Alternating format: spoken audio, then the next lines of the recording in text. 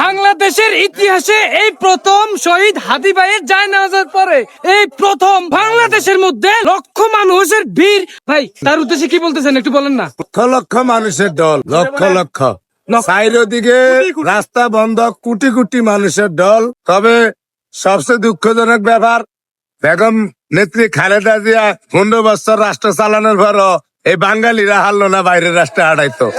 ব্যাগকে গিয়ে কচু গাছের লগে হাসি দেন, বাংলাদেশের ব্যাগকে গিয়ে কচু গাছের লগে হাসি দেন।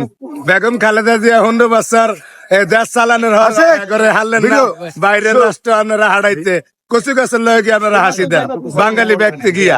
তো ভিডিওটা লক্ষ মানুষের কাছে পৌঁছিয়ে দেন, কারণ ঢাকা শহরে আনাচে কানাচে বীর জঙ্গলে লক্ষ মানুষের ভিড় শুধু বেগম খালেদা জিয়ার জায়নামাজে শরীক হয়েছেন।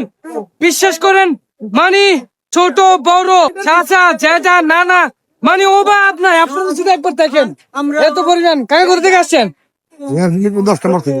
মানে বাংলাদেশের 64 জেলা থেকে মানুষ উঠে আসছে দেশ নেত্রী বেগম খালেদা জিয়া, যিনি নাকি তিনবার প্রধানমন্ত্রী হয়েছেন বাংলার জমিনে।